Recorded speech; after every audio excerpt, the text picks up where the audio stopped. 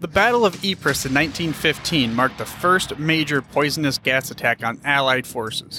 The Allied troops didn't stand a chance because their equipment was not adequate to protect them from this deadly gas cloud, which left both sides of the battle stunned in disbelief. This is the year the hero of our story was born, and his story also resulted in the beginning of a fight for clean and safe equipment. This time it would be for the players of the NFL.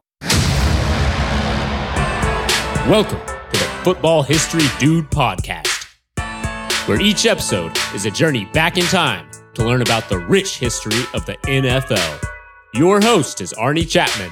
Football is his passion, and he wants you to come along with him to explore the yesteryear of the gridiron. So hop on board his DeLorean, and let's get this baby up to 88 miles per hour. Great Scott! This time as we step off our DeLorean, the date is June 24th, 1915, and we are in Chicago, Illinois to witness the birth of this week's hero. This week's hero's name is Bill Radovich, because he would become known as the father of sports labor action. The reason why he was known for this is because he was the first player to really, take it to the NFL, over there in the courts for the right to play for his team of his choice. And the NFLPA site states that when discussing the history of sports law, the name Bill Radovich almost always is at the forefront. Okay, before we get started here, I gotta let you know that this is part one of a 4-part series that's gonna end up covering the history of the NFLPA all the way through the player rights movement that's still going on today. But how did we get here? What does Bill Radovich have anything to do with the NFLPA? Let's go back to his college days at USC. He was a standout guard and a linebacker. He earned a letter from 1935 to 1937, but he was a smaller guy. He was 5 foot 8 inches, 161 pounds. So think about that, a guard and a linebacker. 161 pounds in college. Well, he was known to be a scrappy little dude. He was a scrappy guard and linebacker that's not going to take any crap from anybody. Kind of reminds me of that Tom Petty song. You know the one. It's been covered by many big-name musicians, and it's that one where it goes, "No, I won't back down. You can stand me up at the gates of hell, but I won't back down." Okay, so there's a reason why I'm not singing and I'm talking into this microphone as a podcast host. But nonetheless, Petty wrote this song as an act of defiance towards some random arsonist, some dillweed that decided to burn his house down. He said, "I'm not going to back down. I don't care what you do."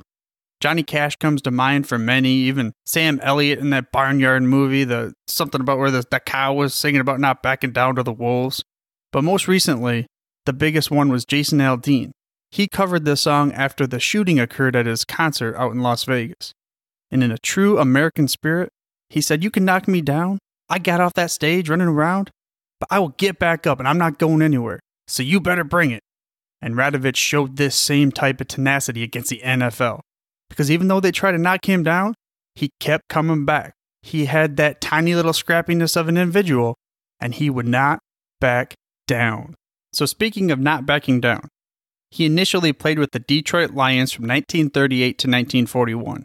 But then for 1942, 43, and 44 seasons, he joined the Navy to fight for America in World War II. Then he would come back to the Lions back in 1945 to earn his second All-Star berth. The first one he earned in 1939. This 1945 season, though, his head was elsewhere. He wasn't able to think about everything that was going on in the field because he had a sick father over in California. Now, in the 1940s, travel from Detroit to California, that takes a little bit more time and planning and effort than it does today. So he offered a request, a simple request. Please either trade me to the West Coast or give me a pay raise so I can travel more to visit my dying father. At the time, Detroit owner Fred Medell Jr., he shot both of those requests down. He threatened to blacklist him if he went anywhere else. So he's all like, "Screw you guys, I'm out of here." He accepted a position with the Los Angeles Dons in the newly formed All-American Football Conference. The league had formed in 1946, but it didn't really last a whole long time. It would end up folding in 1949, and 3 of the teams would merge with the NFL. And he only played with the Dons for 2 years. Then he was offered a position to be an assistant player coach in the Pacific Coast Football League, which would be cool, right? However, this Pacific League was affiliated with the NFL, so his deal was revoked. Remember that blacklist thing? he was verifiably blacklisted from the NFL. And then, which means any affiliations, you cannot play for them either. Which I thought, this is officially not cool, man.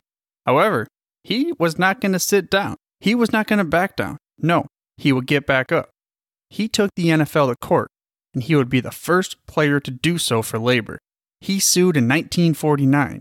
The case was dismissed in the lower court, but 8 years later, the Supreme Court ruled in favor of Radovich 6-3. The ruling said that unlike professional baseball, NFL was subject to antitrust laws. And I'm not really sure how all of this worked out, but nonetheless, that court order from the Supreme Court, they said that they were ordering the case to be retried. But at the time, Bill's lawyer, he urged against it. He said, dude, just take the settlement. It ended up being a settlement for $42,500. But the father of sports labor was born. And not only did this resonate with his own personal gains, it would help with future labor battles between the NFL and NFLPA, but other sports as well. In fact, from the NFLPA site, here's a quote. The landmark ruling not only resonated during future battles between the NFL and NFLPA, but also other sports. For instance, when challenging baseball's reserve clause in the 1960s, Marvin Miller, then executive director of the Major League Baseball Association, cited the statement from the Radovichs case that baseball's long-standing exemption from antitrust laws was unreasonable, illogical, and inconsistent. So yeah, Bill Radovich, he's the reason why a lot of these players in this free agency period are able to go ahead and go to whatever team they decide to. But for himself, later on in life, he was an actor. There were 3 primary movies that were brought up that he was an actor in. The 3 movies were The World in His Arms, Back to God's Country, and Rocky Jones' Space Ranger. So Bill Radovich passed away on March 6, 2002, which means that he was able to see the benefits of his trial for all the players in the league. And on November 12, 2012, the NFLPA announced a new program. This program would be a paid internship for veterans or active members of the United States Armed Forces. This would be for those that are interested in careers in sports industry. And it would, of course, be named after the father of it all, as far as labor fights goes, Mr. Bill Radovich, who is also a former NFL player, but also even more importantly, a Navy veteran. But let's go back to the beginning. He was the first to stand against the machine, the NFL machine, but he would not be the last. We're going to fire that DeLorean back up. We're going to head over to 1956, because this is going to be the beginning of the NFL Players Association. And I will often reference a video from the NFLPA's website in this week and the upcoming week's episode. There's a link in the show notes if you want to check this video out yourself. You can get there through your podcast player or by heading to thefootballhistorydude.com. Also, I ask that you subscribe for free to this show by mashing that little subscribe button on your podcast player of choice. That way you get the freshest, hottest out the press episodes each and every week. Let's go to that video.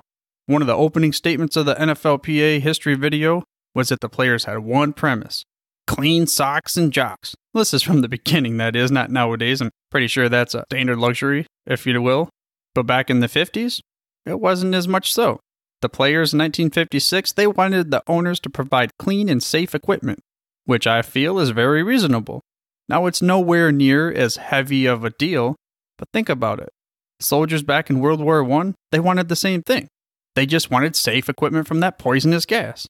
And DeMaurice Smith talked about how the players were tired of coming to work where teams didn't even wash their clothes or provide safe equipment.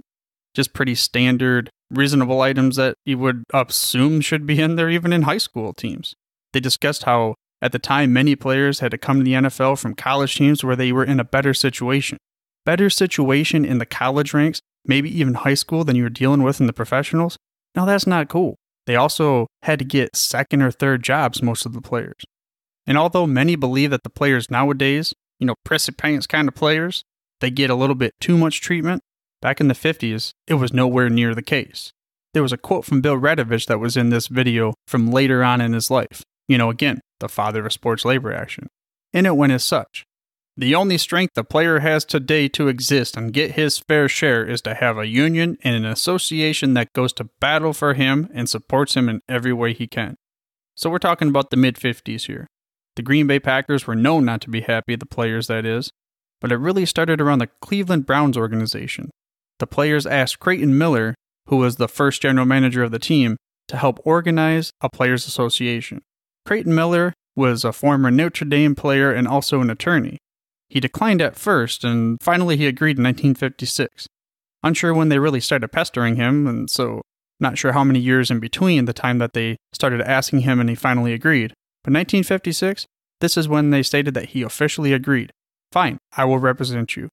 So with the Cleveland Browns players as his nucleus, Miller would reach out to players on other teams.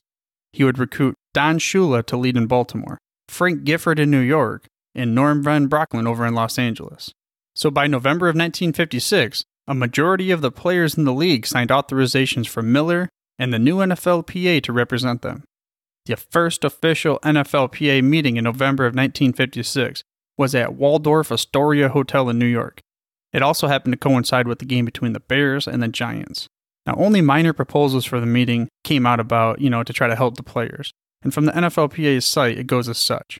Players requested $5,000 minimum salary, uniform per diem for players, a rule requiring clubs to pay for players' equipment, and more importantly, a provision for continued payment of salary to an injured player.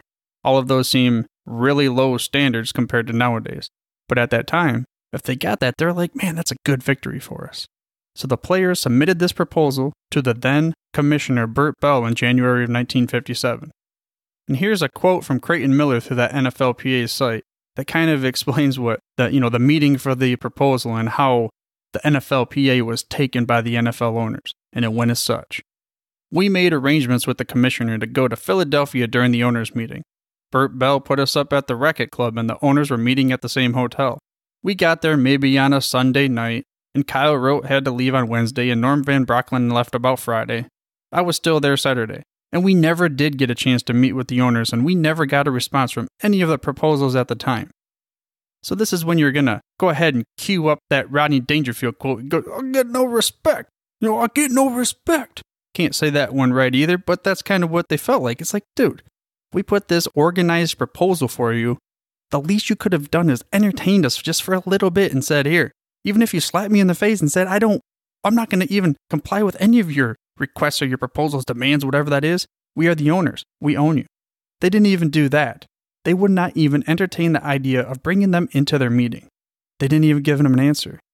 So at the time, this is when the players are like peeved off. They're thinking about, they snubbed us. They stuffed us so back that we're going to turn our ball cast backwards. We're going to get our game faces on, and it's time to get serious. So the players decided to threaten with an antitrust lawsuit. Perfect timing though, because this is the year, going back to Bill Radovich, where his case came back around to the Supreme Court, even though it originally started back in the 40s. So after his case was won against the NFL in the Supreme Court ruling, NFL owners started saying, well, I guess we got to accept some of these proposals of the players because we don't want it to go to litigation again. So flash forward to 1958. Mid-1958, that is. Players still getting no respect. Injury clause protection was still not in place even though they had agreed to it. And the players, some of them were not getting their additional $50 for each preseason game that was promised. So they are not happy. Also, to throw a little more of that kindling on the fire, sparking it up, getting it popping hot, there were proposals for their pension plan, hospitalization, and other benefits the owners ignored. So they are just raring to go. They are not happy about the situation. So November 1958, Billy Houghton of Green Bay Packers became the president of the NFLPA, and he threatened antitrust lawsuits again. The owners agreed to this benefit plan, including hospitalization, medical and life insurance, and retirement benefits at age 65. But at the time, the Commissioner Bert Bell gave his personal assurance to Houghton that it would get done. And he told him just do this. Go in, say thank you to the owners, and leave town. Because, dude, you don't want to stick around after this comes out because you're going to have a bullseye on your back. But with that being said, this whole ping pong table match kind of back and forth deal sums it up for the 40s and 50s of the players' fight for their rights. Now I'm going to leave you with this quote from the NFLPA history video, and it goes as such. But great men that have played this game also understand it's a business, and winning in this business takes more than being tough on the field. It takes a union of men that must band together to protect their health, to protect their rights, to protect their families. I hope you enjoyed this week's episode of the Football History Dude and were able to gain some knowledge nuggets about the father of sports labor action and the birth of the NFLPA. In the upcoming episode, we're going to dive deeper into what the NFLPA did for the players during the 60s and the 70s. But for now, dudes, I'm through if you're through. Thank you for listening to this episode of the Football History Dude. To make sure you're the first to get the next episode, please subscribe on your podcast player of choice and head on over to thefootballhistorydude.com for the show notes and more information on the history of the NFL. And remember, dudes, where we're going, we don't need roads.